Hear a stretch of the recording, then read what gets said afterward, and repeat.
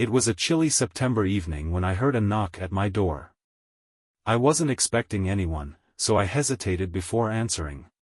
When I opened it, there stood my younger brother, Jake, clutching a worn duffel bag and looking utterly defeated.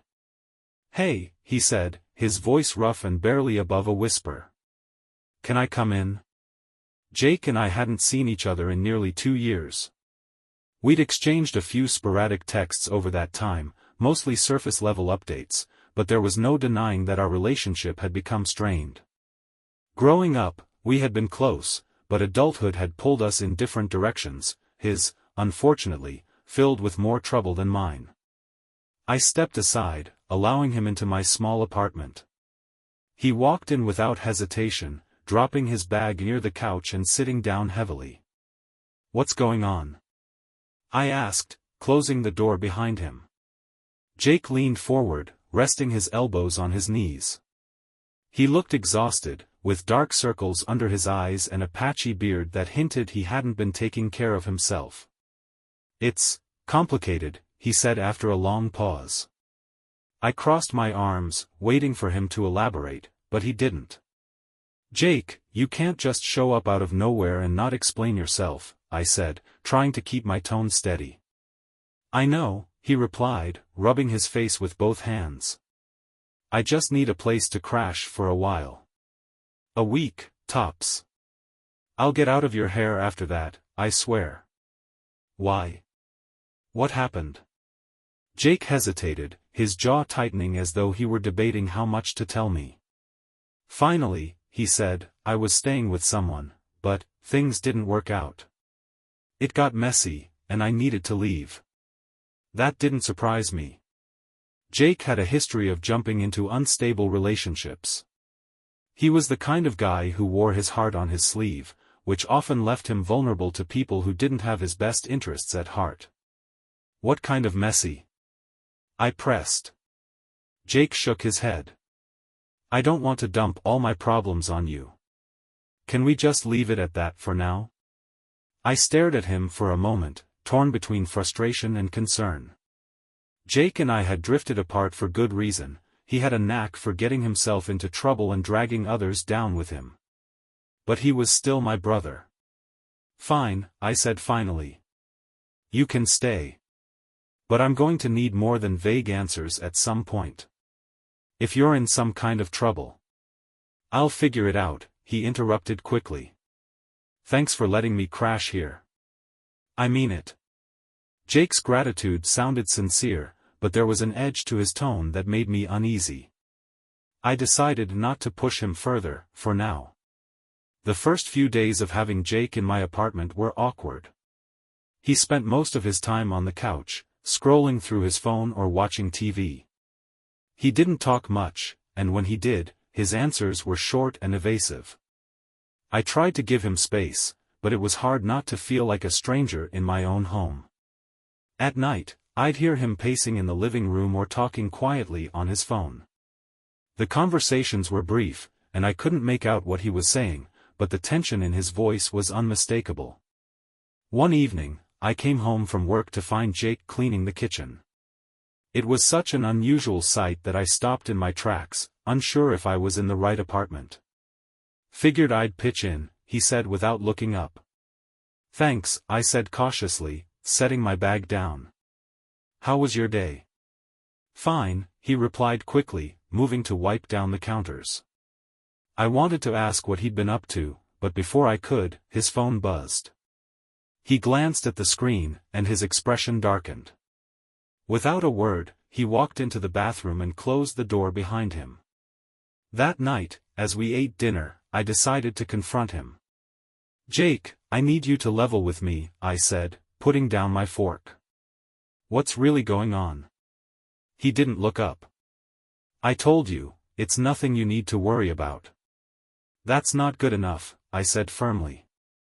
"You show up out of nowhere, you're acting weird, and I'm just supposed to ignore it. If you want to stay here, I need to know what's going on." Jake sighed heavily, leaning back in his chair. He ran a hand through his hair, his eyes darting around the room as if he were searching for an escape. "I owe someone money," he admitted finally. I felt a knot form in my stomach. How much? A lot, he said, his voice barely above a whisper. And it's not just money. It's other stuff. Things I got involved in that I shouldn't have. What kind of things, Jake? Things you don't want to know about, he said sharply, his tone shutting down the conversation. After Jake's reluctant admission, I expected things to improve between us. Instead, they got more strained. He didn't bring up the debt or the other stuff again, and I didn't push him, for now. But the tension in the apartment was palpable, and I couldn't ignore the way he flinched every time his phone buzzed. Jake's routine was peculiar. He spent most of his days inside, sitting on the couch with his phone glued to his hand. At first, I thought he was mindlessly scrolling through social media, but sometimes, I'd catch glimpses of his screen, long text threads with unread messages piling up at the bottom. When I asked if he was looking for work, he gave vague answers, saying he had things in motion. The nights were even stranger. Around midnight, Jake would get restless. I'd hear him pacing the living room or standing on the balcony, murmuring into his phone. His voice was low, but the urgency in his tone was impossible to miss. He was hiding something, and whatever it wasn't good. One evening, I came home to find Jake sitting in the dark, the TV off and his phone face down on the coffee table. His shoulders were hunched, and he was staring at the floor as if it held the answers to all his problems. "Hey," I said cautiously, flipping on the light. He looked up, startled. "Hey. You okay?" "Yeah. Just tired," he mumbled. It was a lie, and we both knew it. "Jake," I began, sitting down across from him. "I know you don't want to talk about whatever's going on, but I can't help you if you keep shutting me out." "I don't need help," he snapped, his voice sharper than I expected. "Really? Because it sure looks like you do." Jake exhaled heavily, running a hand through his hair. "It's just complicated, okay? I don't want to drag you into this." "You already have," I pointed out. He didn't respond, and the silence that followed felt heavier than it should have. A few days later, I came home to find Jake cleaning again. He had washed the dishes, wiped down the counters, and even taken out the trash. At first, I thought it was his way of pitching in, but the look on his face told a different story. "What's going on?" I asked, setting my bag down. "Nothing," he said quickly. "Just trying to stay busy." "Uh-huh." I crossed my arms, studying him. "You're acting weird again." "I'm fine," he insisted, but his voice was too tight, too forced. That night, I woke up around 2 a.m. to the sound of hushed voices. At first, I thought Jake was on the phone again, but when I peeked out of my bedroom, I saw him standing by the front door with a stranger. The man was tall and broad-shouldered, with a buzz cut and a menacing air about him. He spoke in a low, gruff voice, but I couldn't make out what he was saying. Jake looked nervous, his posture tense as he nodded along. I watched from the shadows, my heart pounding in my chest. After a few minutes, the man handed Jake a small envelope and walked out without another word. Jake locked the door behind him and turned around, nearly jumping out of his skin when he saw me standing there. "What the hell was that?" I demanded. "Nothing," he said quickly, shoving the envelope into his pocket. "Don't lie to me, Jake. Who was that guy?" He hesitated, his eyes darting around the room like a trapped animal. "Just someone I owed money to." "It's fine now." "Fine? You're bringing strangers into my apartment in the middle of the night, and you think that's fine?" Jake sighed, rubbing the back of his neck. "Look, I didn't have a choice, okay? I had to meet him somewhere, and this was the safest place." "Safe for who?" I shot back. "For you," he said quietly. That caught me off guard. "What are you talking about?" Jake sat down on the couch, his shoulders slumping. I didn't want to meet him somewhere public because if things went south, well, I didn't want you getting dragged into it. I figured here was better.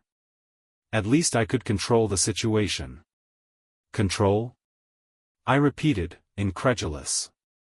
Jake, you can't just. I know, he interrupted. I'm sorry, okay? It won't happen again. I promise. I didn't believe him, but I was too tired to argue. It better not, I said finally, retreating to my room. The next morning, Jake was gone. His duffel bag was still by the couch, but there was no sign of him anywhere in the apartment. I called his phone, but it went straight to voicemail. By noon, I was starting to worry. I knew Jake had a tendency to disappear when things got tough, but something about this felt different. He hadn't taken his bag, his wallet, or even his jacket. It was as if he had just stepped out for a minute and never come back. When he finally returned later that evening, he looked worse than before. His clothes were wrinkled, his eyes bloodshot, and there was a faint bruise forming on his cheek. "Where the hell have you been?" I demanded, trying to keep my voice steady. "Out," he said vaguely, brushing past me. "Out where?" "Jake, you can't just disappear like that." "I had to take care of something," he said, collapsing onto the couch. "Like what?" "Drop it," he snapped, his tone cutting off any further questions. I stood there for a moment, torn between anger and concern. Jake was clearly in over his head, but he wasn't letting me in. Whatever trouble he was in, he was dealing with it alone, and it was only a matter of time before it caught up to him. Jake's behavior continued to spiral over the next few weeks. He was restless and irritable, snapping at me over the smallest things. One night, he stormed out after I asked him to help with groceries, muttering something about how he didn't need to be babysat. When he came back hours later, he reeked of alcohol and refused to tell me where he'd been. I knew he was unraveling, but I didn't know how to help him without making things worse. Every time I tried to talk to him, he either shut down or lashed out. Then came the night I found the envelope. Jake had gone out again, leaving his duffel bag behind. I wasn't proud of it, but curiosity got the better of me. I unzipped the bag and rummaged through it, searching for anything that might give me a clue about what was going on. Inside, I found a few changes of clothes, some crumpled receipts, and the envelope I'd seen the stranger give him weeks ago. My hands trembled as I opened it, half expecting to find cash or something worse. Instead, it was filled with papers. The first page was a crude ledger, listing names, amounts, and dates. Some of the amounts were small, $200 here, $500 there, but others were staggering. The largest number was circled in red, $15,000. The second page was a printed document that looked like a contract. Jake's name was scrawled at the bottom, along with the signature of someone named Rico. The terms were vague, but the gist was clear. Jake owed this Rico a significant amount of money, and there were penalties for late payment. My stomach dropped. I had no idea how Jake had gotten involved with people like this, but it was worse than I'd imagined. When Jake came home later that night, I was waiting for him. "What the hell is this?" I asked, holding up the papers. Jake froze in the doorway, his face going pale. "You went through my stuff?" "Don't change the subject," I snapped. "Who is Rico? And why do you owe him $15,000? Jake stepped inside, closing the door behind him. "It's not what you think," he said, his voice low. "Then explain it to me," I said, my anger giving way to desperation. "Jake, I'm trying to help you, but I can't do that if you keep shutting me out." He sighed, running a hand through his hair. It's a long story." "Then start at the beginning," I said, sitting down and motioning for him to do the same. Jake hesitated before finally taking a seat across from me. For the first time since he'd arrived, he looked genuinely defeated. Jake started talking, and once he began, the words came tumbling out. After leaving his last job, he'd fallen into a bad crowd. At first, it was harmless enough, just a group of guys who hung out at the local bar and played poker on weekends. But the games quickly turned serious, and before Jake knew it, he was in over his head. "I didn't think it was a big deal," he said, staring at the floor. "It was just small bets at first. $20 here, 50 there. But then I started losing more than I could afford, and I thought I could win it back if I kept playing." He didn't. By the time he realized how deep the hole was, it was too late. He owed thousands to people who weren't exactly forgiving about late payments. That's when Rico entered the picture. "Who is he?" I asked, trying to keep my voice calm. "He's a guy who helps people like me," Jake said bitterly. "He loaned me the money to pay off my debts, but now I owe him instead. And trust me, he's worse than the people I borrowed from originally." "How much do you owe him?" Jake hesitated before answering. "It was 15 grand. I've paid off some of it, but with the interest, it keeps piling up. I can't keep up." My heart sank. I wanted to be angry at him for getting himself into this mess, but all I felt was fear. Fear for him, fear for what might happen if he couldn't pay. "Why didn't you tell me sooner?" I asked softly. "Because I didn't want to drag you into it," he said, his voice cracking. "You've always had your life together, and I didn't want to screw that up for you." "Jake, you're my brother," I said, tears stinging my eyes. "Your problems are my problems. You don't have to deal with this alone." He looked at me, his expression torn between gratitude and shame. "I don't know how to fix this," he admitted. "Rico's not the kind of guy you can reason with.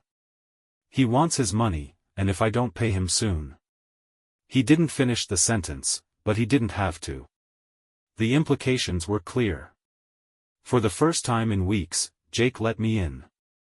He told me everything, how Rico had started sending people to check on him, how the late-night meetings were growing more frequent, and how he felt like he was running out of options.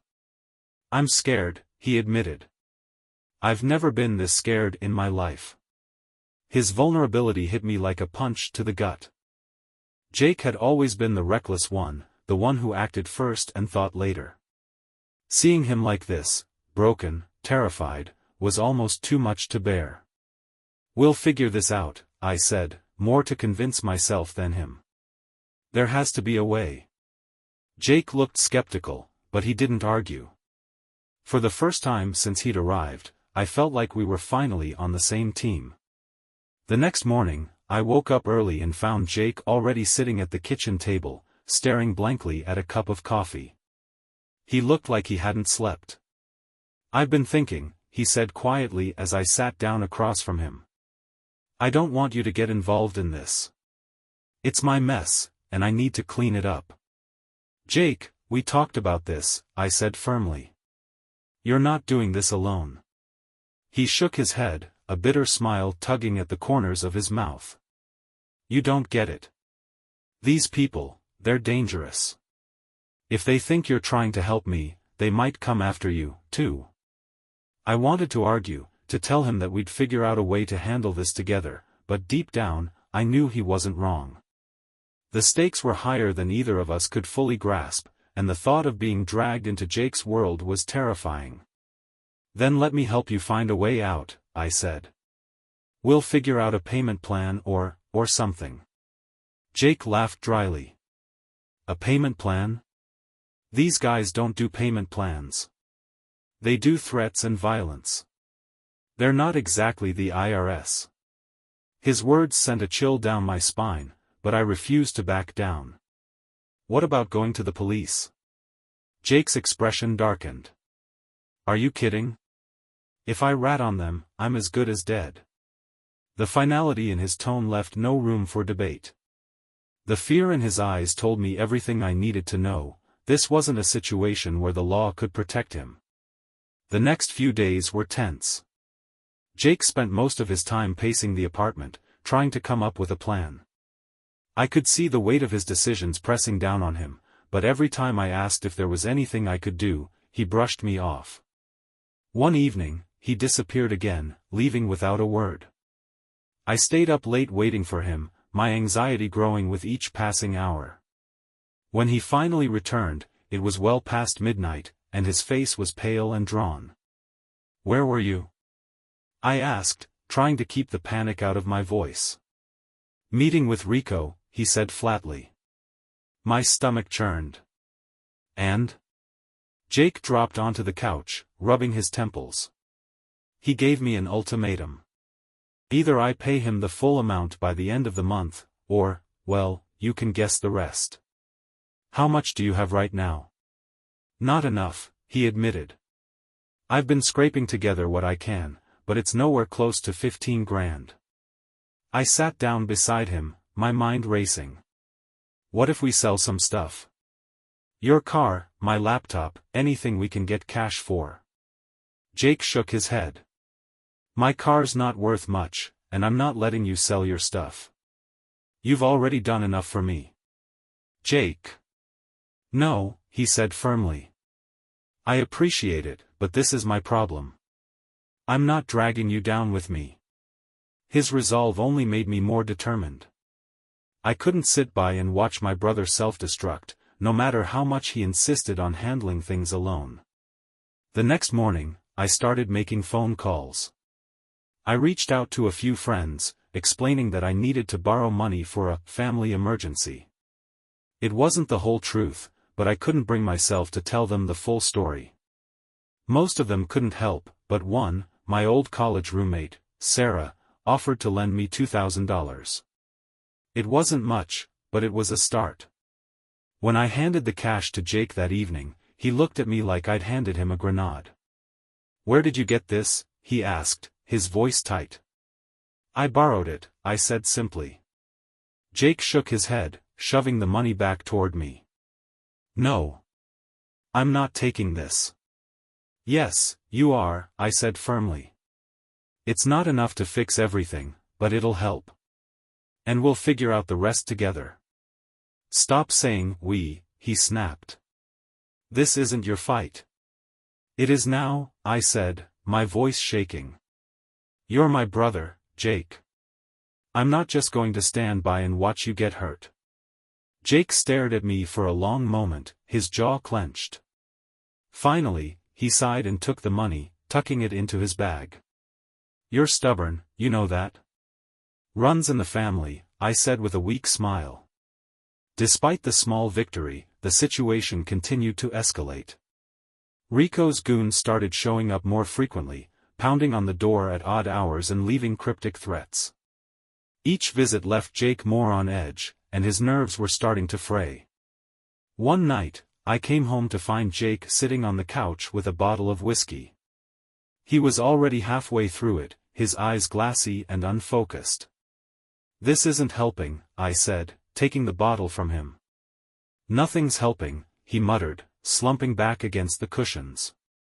"We're going to figure this out," I said, trying to sound confident. Jake laughed bitterly. "You don't get it, do you? There's no way out of this. Even if I pay them, they'll just come back for more. People like Rico don't let you walk away." His words sent a shiver down my spine, but I refused to let him see my fear. "We'll cross that bridge when we get to it. Right now, we focus on the money." Jake didn't respond. He just stared at the ceiling, his expression blank.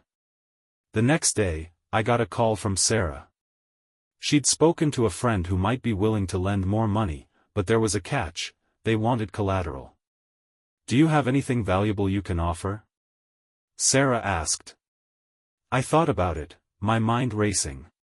My car wasn't worth much, and most of my belongings were just everyday essentials. Then it hit me, my grandmother's ring. It wasn't extravagant, but it was an heirloom and held sentimental value. "Yeah," I said reluctantly. "I've got something." The thought of parting with the ring made my chest ache, but if it could help Jake, it was worth it. The next morning, I carefully packed my grandmother's ring into its original velvet box and headed to meet Sarah's friend, a man named Victor. He was an old acquaintance of hers, someone who had a reputation for being flexible with loans but always demanded collateral. Victor was waiting for me at a small cafe on the edge of downtown. He was older, maybe in his late 50s, with graying hair and a demeanor that teetered between friendly and calculating. "So, Sarah told me you're in a bit of a jam," he said, gesturing for me to sit. I nodded, placing the box on the table between us. "It's a family emergency. This ring is very important to me, but I need the money to help my brother." Victor picked up the box, studying the ring inside. He turned it over in his hands, his expression unreadable. After a moment, he closed the box and set it down. "It's a beautiful piece," he said. "I can give you $5,000 for it." The relief was almost overwhelming. "Thank you," I said, my voice trembling. "But," he added, holding up a finger, "you have 6 months to pay me back with interest, or the ring's mine. Understood?" I hesitated, but I didn't have a choice. "Understood." Victor handed me an envelope filled with cash, and as I walked out of the cafe, I felt a mix of hope and dread. I had more than enough to make a dent in Jake's debt, but the clock was now ticking. When I got home, I handed the envelope to Jake. He opened it, his eyes widening when he saw the money. "Where did you get this?" he asked, his voice filled with disbelief. "I pawned Grandma's ring," I said softly. Jake's face fell. "You didn't have to do that." "Yes, I did," I said firmly. "This is what family does. Now take it and pay Rico." Jake stared at the money for a long moment before nodding. "Thank you," he said, his voice barely above a whisper. That night, Jake went to meet Rico. I stayed up, pacing the apartment and checking my phone every 5 minutes. When Jake finally returned, he looked exhausted but relieved. "It's done," he said, sinking onto the couch. "All of it?" Jake nodded. Rico took the payment and said we're square. For now. The "for now" hung in the air like a storm cloud, but I didn't press him. For the first time in weeks, there was a glimmer of hope. The next few weeks were quiet. Jake started looking for work, and I noticed a change in him. He was still jumpy, but the constant weight of fear seemed to have lifted slightly. I wanted to believe that this was the beginning of a fresh start, but deep down, I couldn't shake the feeling that it was too good to be true. My suspicions were confirmed one afternoon when I came home from work to find Jake sitting on the couch, his face pale. He was holding a piece of paper in his hands, and his fingers were trembling. "What is it?" I asked, sitting down beside him. Jake handed me the paper. It was a handwritten note, scrawled in messy, uneven letters. "You can't run forever. Pay what you owe, or we'll find you." My blood ran cold. "I thought you said it was over." "I did," Jake said, his voice shaking. "But I guess Rico changed his mind." The next day, Jake got a call from Rico. The conversation was short, but when Jake hung up, he looked like he'd seen a ghost. "He wants another $5,000, Jake said, his voice hollow. "What? But you already paid him." "Apparently, I missed some fine print," Jake said bitterly. "He's saying there were extra fees I didn't cover." Rage bubbled up inside me. This is extortion. Jake didn't argue. He just stared at the floor, his shoulders slumped in defeat. "We're not giving him another cent," I said firmly. Jake looked up at me, his eyes filled with fear. "If we don't, he'll come after me. Or worse, he'll come after you." That evening, I sat down with Jake to figure out our next move. We couldn't keep feeding Rico money, it would never be enough. But we also couldn't ignore the threat he posed. After hours of deliberation, we came up with a plan: we would go to the police. It was risky, but it was the only option left.